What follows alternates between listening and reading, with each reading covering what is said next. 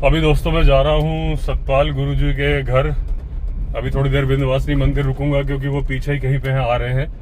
तो एक बर्थवाल जी के यहाँ उन्होंने वायरिंग लगा ली है, तो उनके अभी सोलर फेंसिंग चालू कर दी जाए। फिर उसके बाद 1-2 दिन में शायद सोहन लाल जी के अभी काम कंप्लीट हो जाएगा, उनके यहाँ भी लगा दें, क्योंकि 1-2 महीने बाद बारिश आ जाएंगी और उसके पहले ये सोलर अभी टोटल 17 मशीनें आ चुकी है, जिसमें से 3 लगी, आज चौथी लगने जा रही है। तो जितनी मशीनें आए हैं पहले जल्दी से जल्दी इनको लगा दिया जाए। अभी क्या है कि स्टाफ भी, क्योंकि पुष्कर दिल्ली गया हुआ है, शमशेर और हरिमोहन काम संभाल रहे हैं और गेस्ट रेगुलर चल रहे हैं, तो आज भी गेस्ट हैं, तो उनको लेके आना पॉसिबल नहीं था। तो वैसे तो सिंपल वायर जोड़ना होता है, लेकिन अगर कोई दिक्कत आई तो हेमवीर जी है, उन्हें काम आता है, उन्होंने ऑलरेडी, उनके यहाँ मशीन लग गई थी, उन्हें बुला लेंगे और मशीन चालू करा देंगे। ये सोहन लाल जी ने बढ़िया स्विमिंग पूल बना दिया है मंदिर के नीचे ही। रनिंग वाटर है, ये नदी का पानी है, फ्रेश पानी इधर से आ रहा है और इधर से निकल रहा है।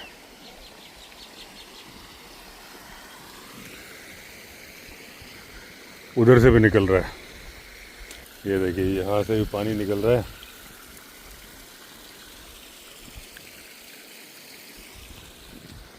बोर्ड भी लगा दिया है, स्विमिंग पूल, चार्जेस 100 रुपीज़ पर पर्सन फॉर 1 आवर।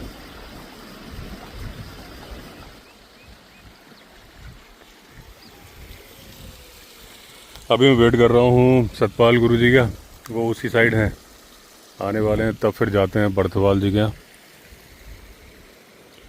आज थोड़ा बारिश का माहौल भी हो रहा है। दोस्तों आज आया था, लेकिन यहाँ आके मालूम चला कि अभी वायर फिट नहीं है। तो वायर दे दिया था और वो इंसुलेटर और वायर दोनों फिट करने थे।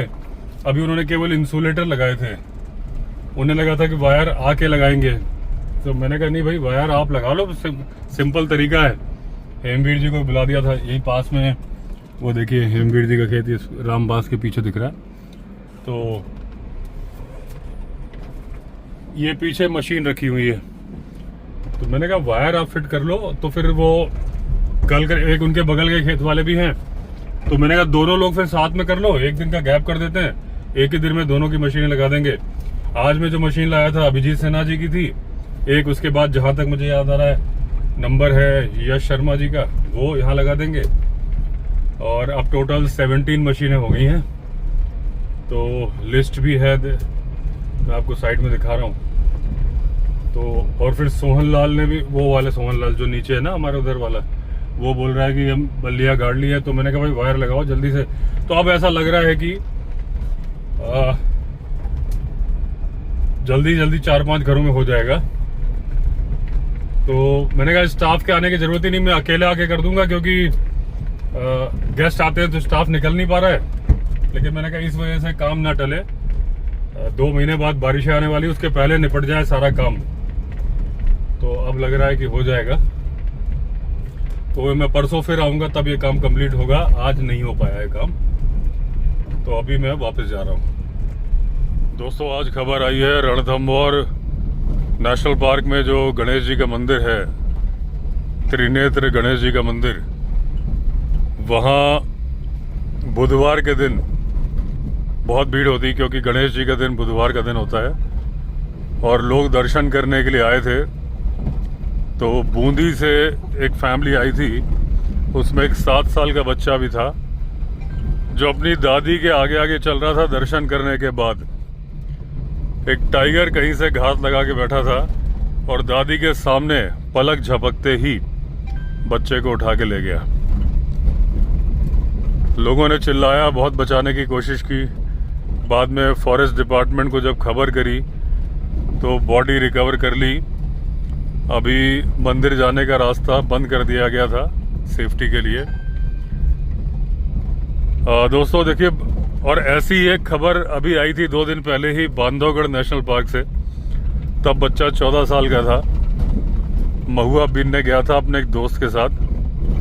और टाइगर ने उस पर अटैक कर दिया। दोस्त ने देखा, भागता हुआ गया, लोगों को बुला के लाया, उसकी बॉडी रिकवर हो गई थी।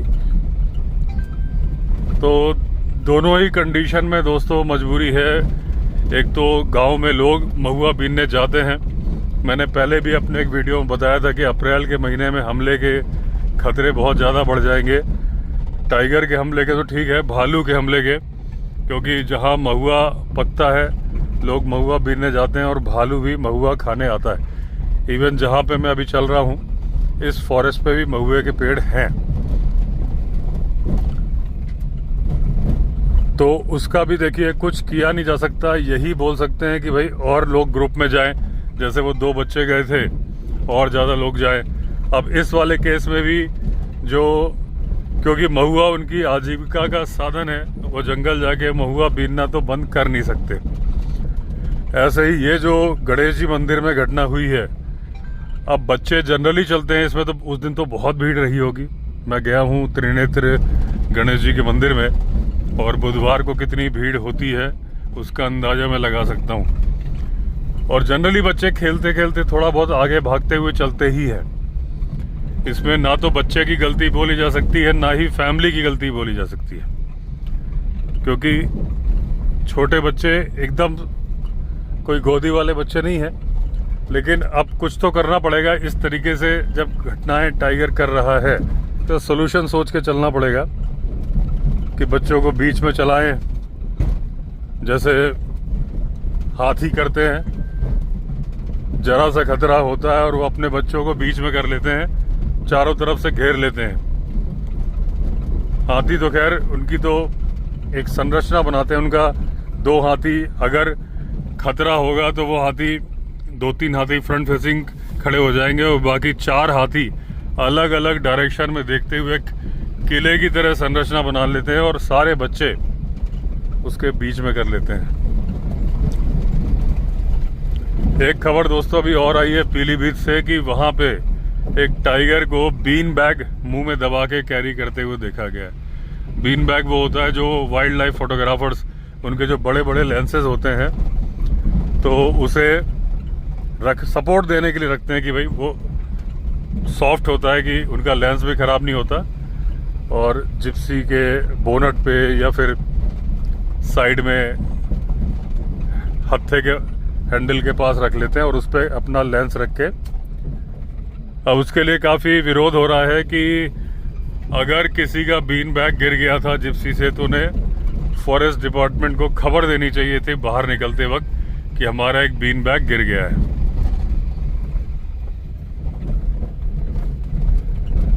बीच में ऐसे ही एक आपने देखा होगा बहुत पहले, 1-2 साल पहले, टाइगर को एक पैकेज वाटर वाली बोतल को कैरी करते हुए देखा गया था। तो कुछ भी सामान छूटे तो खबर दे देनी चाहिए। हालांकि उसको ढूंढने टीम जाएगी इसमें तो मुझे डाउट है। हाँ, लेकिन गश्त के दौरान वो ध्यान रखेंगे। हालांकि जब वो गिरा पड़ा मिलता तो वैसे भी दिख जाता है, काफी बड़ा बीन बैग था। तो लेकिन जब कोई घटना हो जाती है तो लोग उंगली तो उठाते हैं। मैं ये नहीं बोल रहा कि ये सही है, लेकिन आगे से सूचना देनी भी चाहिए। लेकिन जिसका गिर गया होगा उस वक्त उन्हें नहीं मालूम होगा कि इसे टाइगर उठा लेगा, लेकिन इन्फॉर्म कर देना चाहिए कोई भी सामान रह जाए। लेकिन जब कोई चीज़ हो जाती है तो फिर लोग उस पर उंगली भी उठाते ही है। दोस्तों, जहाँ पे मैं अभी चल रहा हूँ ना, यहाँ पे महुए के पेड़ है और महुए की स्मेल भी आती है।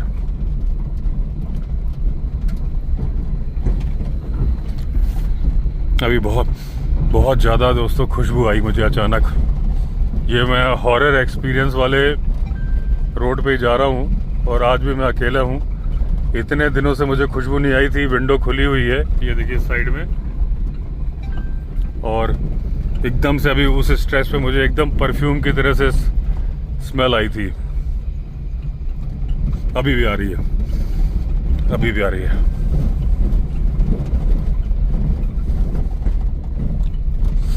अब नहीं आ रही है। हालांकि यहाँ ऊपर गांव है, दौशन गांव, लेकिन वो आगे है।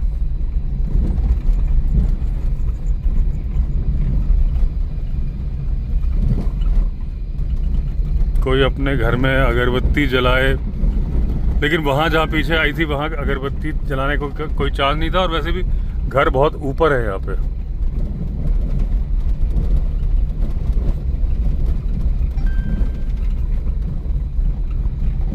यहाँ पे बरगद के पेड़ बहुत है। ये हो सकता है कोई पूजा करने आया हो और अगरबत्ती चला के चला गया हो, इस बात के चांसेस हैं। ये देखिए घर ऊपर है यहाँ, लेकिन गांव यहाँ है। पीछे तो बहुत ऊपर ऊपर घर थे, गांव नहीं था, छोटा सा गांव है दौशन।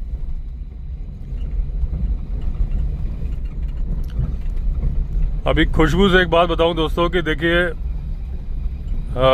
टाइगर हम सब जानते हैं, और आपने जितनी भी बुक्स पढ़ी होंगी उसमें यही पढ़ा होगा कि भाई टाइगर की स्मेलिंग पावर बहुत कम होती है। लेकिन जिन्होंने टाइगर सेंसस का जो पग मार्क वाली टेक्निक ईजाद की थी, सरोज राय चौधरी जी, जो कि सिमलीपाल टाइगर रिजर्व के पहले डायरेक्टर थे, IFS ऑफिसर थे। 1972 में पहली बार जो सेंसस की गई थी टाइगर की, मेरे ख्याल से उसमें 1800 के आसपास आए थे, जहां तक मुझे अंदाजा याद आ रहा है। तो 1970 में उन्होंने एक वो उनकी बात मुझे कैसे याद आई, खुशबू से आई थी कि उनका ये मानना था, पहले वो भी यही मानते थे कि टाइगर स्मेल नहीं कर सकता, लेकिन उन्होंने जो एक टाइग्रेस पाली थी खैरी, उस पे जब उन्होंने नोटिस किया तो उनको ये लग रहा था कि वो बहुत अच्छे से स्मेल कर सकती है। इस बारे में मैं आपको बताता हूँ थोड़ा सा। पहले मैं जो बात अभी बता रहा था कि जो एक तो मैंने आपको पहले वीडियो में बताया था PIP, पग मार्क इम्प्रेशन पैड्स, जो कि जब पग मार्क की तरीके थे उसमें अब आजमाया जाता था कि सॉफ्ट सोयल फॉरेस्ट वाले जानबूझ के टाइगर के, जहाँ से उनको उम्मीद थी या पग मार्क मिलते थे कि ये पाथवे है, ट्रेल है टाइगर का, उसमें एक सर्टेन 4-5 फीट के इलाके में बहुत ही बारीक मिट्टी, छनी हुई मिट्टी बिछा देते थे बराबरी से, उससे कंकड़ पत्थर सब बीन लेते थे, और टाइगर जब उस पर चलता था तो उस पर एक लकड़ी के सांचा डाल के और प्लास्टर ऑफ पेरिस डालते थे, और उसका इम्प्रिंट पूरा क्लियर बन जाता था, क्योंकि वो भुरभुरी मिट्टी होती थी, उसमें थोड़ा गहराई के साथ टाइगर का पग मार्क लग जाता था। लेकिन उसके पहले जो सरोज राय चौधरी जी ने जो तरीका ईजाद किया था वो ये था टाइगर ट्रेसिंग। उसमें वो क्या करते थे, उन्होंने एक सिंपल फोटो फ्रेम था, जैसे मान लीजिए 20 बाई 30 का, उसमें कांच लगा दिया। अब जहां पे टाइगर का पग मार्क मिला वहां वो रख दिया, एक फॉरेस्ट गार्ड या जो भी उसको रखेगा। अब वो फाउंटेन पेन से उसके ऊपर डिजाइन बनाएगा, कांच में दिख रहा है, ऊपर ऊपर चला के एक डिजाइन बनाएगा। डिजाइन बन गया, अब ट्रेसिंग पेपर लेके रोशनी में उसको रखा जाएगा, जैसे एक्सरे का वो देखते हैं ना, ऐसे रोशनी में रखोगे तो बिल्कुल साफ साफ दिख रहा होगा। अब ट्रेसिंग पेपर लेके उस जो डिजाइन बना हुआ उसके ऊपर दोबारा पेन चलाया जाएगा और वो टाइगर का पग मार्क बन जाता था। इसमें कमी की संभावना थी, क्योंकि बना तो आदमी ही रहा है ना, थोड़ा बहुत लाइनों का फर्क आ जाता था, क्योंकि हर कोई बहुत अच्छा पेंटर नहीं होता, थोड़ा बहुत 19-20 का फर्क आ जाता था। और इस जो टेक्निक में गिना जाता था टाइगर के बाएं पैर का, मतलब टाइगर का बायां पैर पिछला वाला। तो इस बात से मुझे याद आया था, वो नहीं, मुझे बात याद आई थी खुशबू से। तो ऐसे ही सरोज राय चौधरी जी को जब वो सिमलीपाल जा रहे थे तो वहाँ पे एक बार किसी रेस्ट हाउस में रुके थे, और कुछ वहाँ के जो ट्राइब थे वो जंगल गए हुए थे, तो उनको टाइग्रेस मिली और उसका एक बच्चा था। तो जब बहुत सारे आदमी थे, टाइग्रेस ने गुर्राया, लेकिन उसने देखा कि मैं कितनों पे हमला करूंगी, तो वो एकदम से कूद के भाग गई बच्चे को छोड़ के, क्योंकि उसे उम्मीद थी कि बच्चा जल्दी से गुफा में घुस जाएगा और इन लोगों का ध्यान मेरी तरफ आ जाएगा और बच्चा सुरक्षित रह जाएगा। ऐसे कई जानवर करते हैं कि बच्चे को छोड़ के, इवन डियर भी, कि जब टाइगर वगैरह हमला करते हैं तो वो, क्योंकि हिरण के बच्चे से स्मेल बिल्कुल नहीं आती, और ये बात अपनी जो अभी जिस बारे में मैं बताने वाला हूँ वो बात कि टाइगर स्मेल कर सकता है कि नहीं, तो उसमें भी क्योंकि हिरण के बच्चे से स्मेल नहीं आती, हिरण वहां भाग गया तो टाइगर उधर भाग जाता है और घास के अंदर छिपा हुआ बच्चा सुरक्षित बच जाता है, क्योंकि हड़बड़ी में टाइगर को समझ में नहीं आता, स्मेलिंग पावर उसकी लो होती है। अब पहले मैं खैरी के बारे में बता दूं, तो वो जब गए ट्राइब के लोग, तो जब टाइगर्स भागी तो उन लोगों ने देख लिया बच्चे को, तो वो गुफा के अंदर से बच्चे को उठा लाए। बच्चे को उठाया जब उन्होंने होगा तो शायद बच्चा एकदम शॉक में आ गया, बिल्कुल भी उसने आवाज नहीं की, क्योंकि अगर वो आवाज करता तो टाइग्रेस, जिसके की सुनने की पावर जबरदस्त होती है, वो तो कुछ भी करती, अटैक करने के लिए आ जाती। तो वो लेके आए, तो उन लोगों का कोई पोचिंग या उस बच्चे का ट्रेड का कोई इरादा नहीं था, लेके आ गए थे और उन्होंने अपने आप आके फॉरेस्ट डिपार्टमेंट को वो बच्चा सौंप दिया। उस टाइम पे सरोज राय चौधरी जी उसी इलाके में थे, रुके हुए थे, तो उन्होंने अपनी गाड़ी में रखवाया उसको। बच्चा एकदम घुर्रा रहा था उनकी तरफ देख के, और जो उसके दूध के दांत थे दिखा रहा था, लेकिन इन्होंने वो जो टाइगर जैसी आवाज़ निकालती प्यार से, एक चफिंग टाइप की साउंड निकालती है, वो निकाली। तो बच्चा चौंक गया कि ये मेरी माँ की आवाज़ यहाँ से कैसे आ रही है। और बहुत छोटा बच्चा था, करीब 6 किलो के आसपास, खैरी। और उसका नाम खैरी क्यों रखा था? क्योंकि जहाँ वो बच्चा मिला था वहाँ जो नदी बहती थी उसका नाम था खैरी। अब इनकी वाइफ भी थी, इन्होंने प्यार से उसको बुलाया। थोड़ी देर में बच्चा कंफर्टेबल होने लगा, इन्होंने सहलाया, अपने कंधे पे टिकाया, थोड़ी बहुत उसके पैने नाखूनों से खरोच आ गई। फिर उन्होंने रात को रख लिया, डाइनिंग टेबल पे बिठाया, बच्चा धीरे धीरे कंफर्ट हो, 2 घंटे के अंदर बच्चा कंफर्टेबल हो गया। अब रात को जब सुलाया तो वो दूध नहीं पी रहा था बच्चा, यानी कि वो खैरी टाइग्रेस। रात को इन्होंने वाइफ से कहा कि एक साड़ी बिछा दो जमीन पे और उसमें इसको सुलाएंगे। तो अच्छा, इन बिटवीन वो इनकी वाइफ को ज़्यादा पहचानने लगी खैरी उसी 2-3 घंटे में, क्योंकि वो बार बार सहला रही थी। इस बात से उनको लगा कि टाइगर के बारे में, मैंने तो अभी तक सुना है कि टाइगर बहुत अच्छे से, टाइगर बिल्कुल नहीं सूंघ पाता, लेकिन ये मेरे और मेरी वाइफ में फ़र्क क्लियरली महसूस कर पा रही है, पहचान रही है। जितना वो उनकी वाइफ से खेल रही थी उतना इनके साथ नहीं खेल रही थी, और वो पहचान ले रही थी जो ये अपना भागना दौड़ना कर रहे थे, तो वो साफ पहचान रही थी। तो उससे इनको लग रहा था कि भाई ये तो ज़बरदस्त सूंघने की पावर रखती है, ये तो बॉडी ऑडोर को भी पहचान रही है। तो उन्होंने साड़ी बिछवा दी, वो सो गई खैरी। रात को उसने आवाज़ निकाली, देखा तो वो मच्छरदानी में घुसने की कोशिश कर रही थी, जो जिसमें उनकी वाइफ सो रही थी। तो इन्होंने उठा के घुसा दिया, वो आराम से सो गई। ज़बरदस्ती दूध पिलाया तो फिर उसने पिया अगले दिन। तो इस बात पे इन्होंने बोला, बाद में फिर वो बड़ी हो गई, उनके साथ थी, तो वो मैं बताऊंगा कभी और। अभी जो बात मुझे याद आई है वो छूट जाएगी। तो उन्होंने लिखा कि मेरा ये मानना है कि टाइगर बहुत अच्छे से सूंघ सकता है, बहुत ज़्यादा फर्क कर सकता है। दोस्तों, इसमें मैं जो आपको बता रहा हूँ, जो मुझे समझ में आता है काम चलाऊ नॉलेज के तहत, लेकिन आप उस पर गौर करना। टाइगर की सूंघने की पावर लो होती है, हर शिकारी ने बोला, हर किसी ने बोला, इवन सरोज राय चौधरी जी ने भी बोला, ये बात सच है।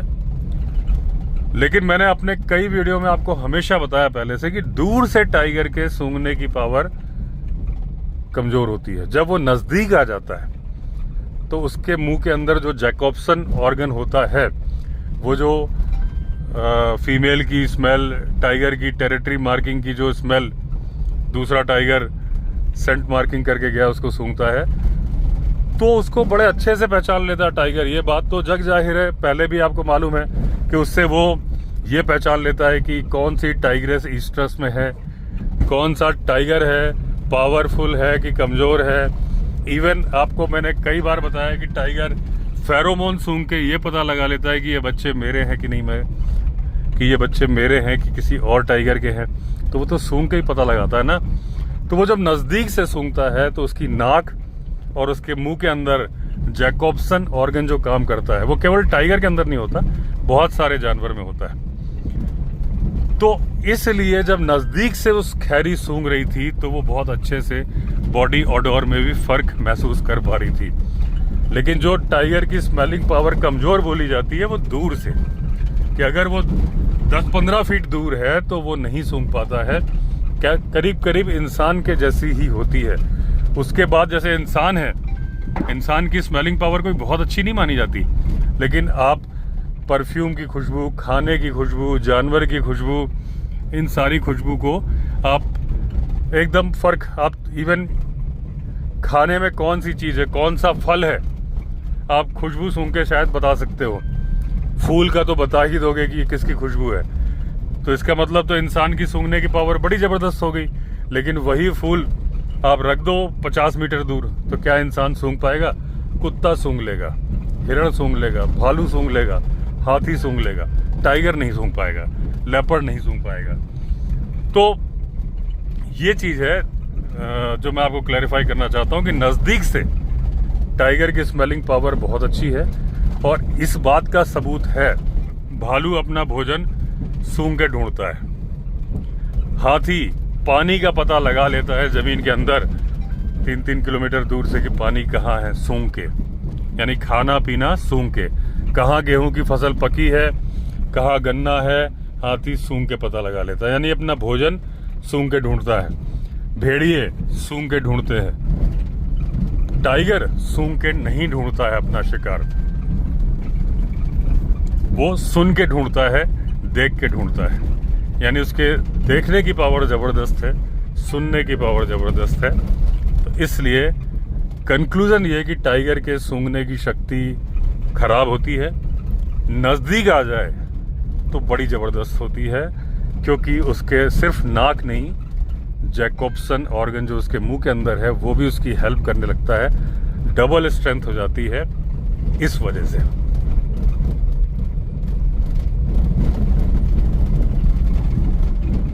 अब वो बरगद के पेड़ की जगह आ रही है।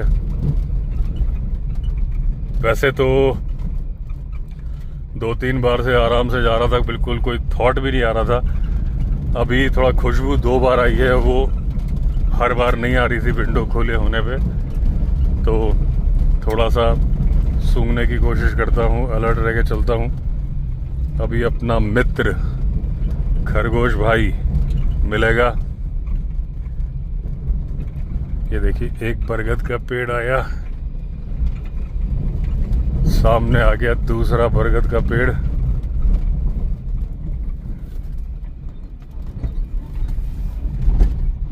अब आएगा अपना खरगोश भाई।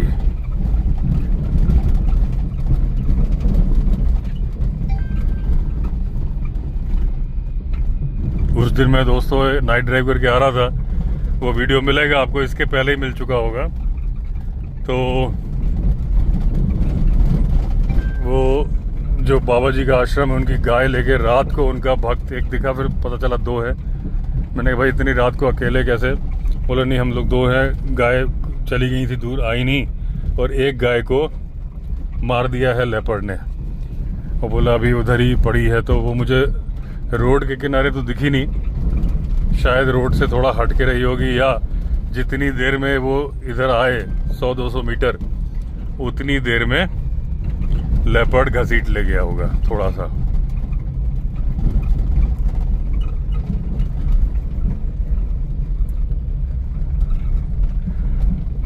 अभी दोस्तों मैंने एक वीडियो में बताया था कि नीलगाय से बचाव के जो उपाय है उसमें अगर किसान सूरजमुखी उगाएं खेत की मेड़ों पे तो नीलगाय नुकसान नहीं करती है। कुछ किसानों ने ऐसा किया, तो जिन किसानों ने किया उनकी फसल को चौपट नहीं किया नीलगाय ने, और बाकी सारे लोगों की फसल को चौपट कर दिया। एक और उपाय मैंने पढ़ा है अभी कि जामुन के पेड़ अगर खेत की मेड़ों पे लगाए जाए और बेर के पेड़ लगाए जाए तो भी नीलगाय नुकसान नहीं कर रही है। और इसमें भी फसल की फसल, यानी आम के आम गुठलियों के दाम। जामुन के फल भी बिकते हैं और उसके बीज वगैरह भी बिकते हैं। डायबिटीज़ के देसी इलाज में जामुन का बहुत बड़ा रोल होता है। और बेर भी एक तो कटीले पेड़ है, कम पानी में उग जाते हैं, तो ये उपाय अगर आजमा लिया जाए तो कोई बुराई नहीं है। तो जो बिहार में नीलगाय को इतनी गोली मारने के परमिट इशू किए जाते हैं, क्या पता इसका सलूशन आ जाए।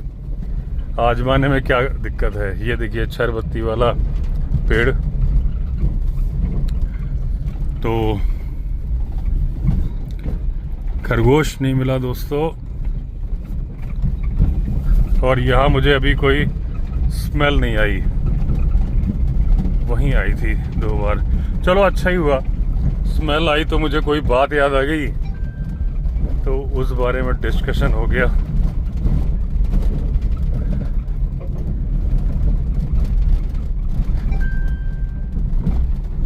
ऐसा कैसे हो सकता है कि खरगोश ना मिले।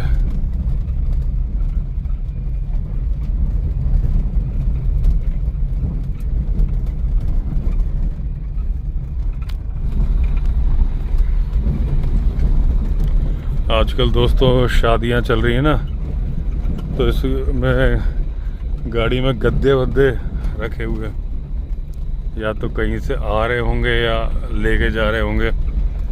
अभी तक तो खर मास चल रहा था तो शादियां रुक गई थी। यहीं पे मिली थी उस दिन वो गाय मुझे, जब उन्होंने बताया। ये क्या है सामने? उल्लू है दोस्तों, बहुत बड़ा उल्लू है, उड़ेगा देखना। धीरे धीरे बढ़ता हूँ, बहुत कुत्ते के साइज का जो उल्लू होता है, थोड़ी देर में रुक ही जाता हूँ। बिल्कुल नहीं, उल्लू, हाँ उल्लू है। जूम में करूँगा नहीं, बाद में एडिटिंग के टाइम पे जूम कर दूंगा, क्योंकि वैसे लाइट कम हो जाती है। देखिए कितना बड़ा है, इतना बढ़िया व्यू तो इसका आज ही आ रहा है। हर बार ये दिखा नहीं पाता था। ये कुत्ते के साइज़ का है, इसका नाम क्या है, बर्डिंग तो मुझे आती नहीं। अब थोड़ा थोड़ा आगे बढ़ता हूँ, उड़ेगा तो आपको फ्लाइट भी दिख जाएगी। ये देखिए, ये देखिए आंखें क्या खतरनाक लाल, ये देखिए। और ये कुछ दबा के बैठा है, इसके पैरों में खून दिख रहा है। इसके लेफ्ट पैर में शिकार दबाया हुआ है इसने। थोड़ा सा और आगे बढ़ता हूँ, देखता हूँ ये अलाउ करता है, वरना उड़ेगा भी तो दिखेगा। इसके पैरों में कोई बड़ा सा चीज़ है। अभी देखिए पीछे देखे, ये उड़ा। ये देखिए चूहा या मछली, कोई ऐसा कोई बड़ी सी चीज़ थी। आ गया होगा कैमरे में, जूम करूँगा तो आपको दिख जाएगा। चलिए आज रेयर साइटिंग हो गई। ये बेर की झाड़ियों का जंगल आ गया। तो मैं बता रहा था कि जो लेपर्ड ने कल नहीं परसों गाय मारी थी, वो यहीं कहीं आगे मारी है, जो मुझे उन्होंने बताया था, लेकिन नज़र नहीं आई थी। आज देखते हैं, अगर वो लेफ्ट साइड में मारी होगी तो 2-3 दिन तक तो खाता है लेपर्ड, लेकिन कोई स्मेल नहीं आ रही मुझे मरे जानवर की। आज भी दोस्तों मैं लौटा हूँ तो वीडियो अपलोड हो गया है। आज 3.5 घंटे में हुआ था। और अब एक वो दूसरा फ़ोन मैंने ख़रीद लिया है, तो स्टोरी उससे शूट की थी। तो अब 1-2 दिन में वापस सिस्टम सही हो जाएगा, ऐसी मुझे उम्मीद है। और जब तक आप ये वीडियो देखोगे तब तक तो सिस्टम सही हो चुका होगा, क्योंकि इस वीडियो के पहले मेरे पास 3-4 वीडियो पेंडिंग पड़े हैं, अपलोड नहीं हुए। एक तो ऑलरेडी एडिटेड है, एक आज अपलोड हुआ, एक कल होगा, ऐसे करके इसका नंबर बाद में आएगा। वो जो सस्ता फ़ोन लिया था A06 सैमसंग, तो उससे मैंने एक दिन शूटिंग करके देखी। वीडियो तो अपलोड हो गया है, कभी उसको पब्लिश करूँगा। लेकिन प्रॉब्लम क्या है कि उसमें इमेज स्टेबलाइज़र नहीं है। तो वो जैसे अभी मैं नाइट ड्राइव कर रहा हूँ, तो अभी जो नाइट ड्राइव में कर रहा हूँ, तो ये इमेज को स्टेबलाइज कर देता है ये S24 अल्ट्रा, वो नहीं कर पाता। तो बड़ा ही इरिटेटिंग सी फुटेज आई थी, तो एक वीडियो किया था उससे। अब दोबारा चलती गाड़ी में शूटिंग नहीं करूँगा। अगर कभी करना है तो कोई बैठ के पॉडकास्ट या ऐसा कुछ है वो करूँगा, वरना उस फ़ोन का इस्तेमाल करूँगा स्टोरी चैनल के लिए। तो इस पे जो लोड आ रहा था वो नहीं आएगा। और कभी OnePlus को भी ठीक करा लूँगा, तो 30 उसमें भी सिम डाल दूंगा तो 3 हो जाएंगे। सोल्यूशन तो ऐसे ही निकलेगा। यहाँ जो हमारे यहाँ कनेक्शन आता है, मैंने बात की थी जो यहाँ जियो की लाइन बिछाते हैं, वो बोले कि ये जो गांव, जिस गांव से मैं अभी गुजर के आया हूँ ना, तो इस गांव में धौषण, इसमें बोल रहे हैं कि अक्टूबर तक 5G आ जाएगा। तो चलो, अगर इलॉन मस्क का उसके पहले आ गया तब ठीक है, नहीं तो अक्टूबर के बाद तो अपने रिजॉर्ट में बैठे बैठे वीडियो अपलोड होंगे, ऐसी उम्मीद मैं करता हूँ। और उम्मीद पे दुनिया कायम है। तो चलिए दोस्तों, एंड करता हूँ वीडियो को। अगर आपने चैनल सब्सक्राइब नहीं किया तो चैनल सब्सक्राइब कर लीजिए। फिर मिलते हैं, तब तक के लिए all the best. Vande Mataram.